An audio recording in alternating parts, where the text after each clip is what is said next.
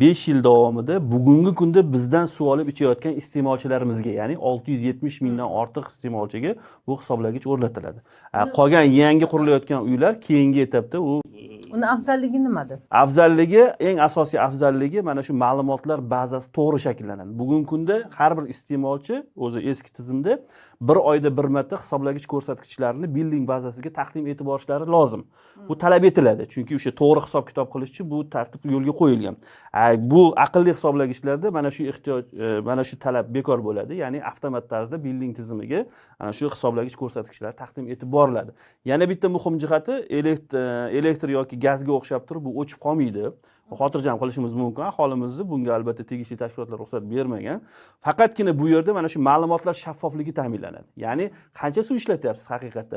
Bugungi kunda juda ko'p savollar bo'ladiki, men ishlatmagan suvimga qarzdor qilib qo'yibdi yoki bo'lmasa noreal qarzdorliklar yuzaga kelib qopti degan mana hozir bitta hamkasbimizni ham ko'rdingiz, muammolarni eshitdik. Bu ham mana shundan kelib chiqqan o'zi aslida shu tushunmovchiliklar. Ana shunaqa tushunmovchiliklarga barham beradi. Birinchi o'rinda bu narsa mana shuni ta'minlaydi. Ya'ni korxona qancha suv beryapti-yu, qancha suvni, uni pulini yig'ib olyapti. Mana shu narsa oydinlashadi. Birinchi o'rinda shu. Iste'molchi ham mana shu real ishlatayotgan suvga pulini to'laydi. Mana shu ma'lumot shaffoflikni ta'minlaydi va aytganlaridek soha sekin-sekin mana shu raqamlashib boradi. Bugungi kunda Toshkent shahrida mana shu raqamli tizimga o'tilyapti deyarli hamma tarmoqlarimiz mana shu Toshkent shahrida bosimlarni nazorat qiluvchi bu gidrodinamika bo'limimizda shu dispetcherlik xizmati tashkil etildi. Quvurlardagi bosimlarni nazorat qilish markazimiz bor.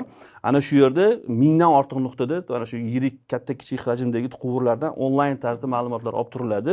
Bu narsa ilgari eski tizimda mana shu inson omili bilan bog'liq bo'lganligi uchun bu ham avariyalarga sabab bo'lgan ko'p hollarda. Ayni kecha kunduzda mana shu tizimni yo'lga qo'yilishi ham deyarli bir 20-30% avariyalarni oldini olyapti.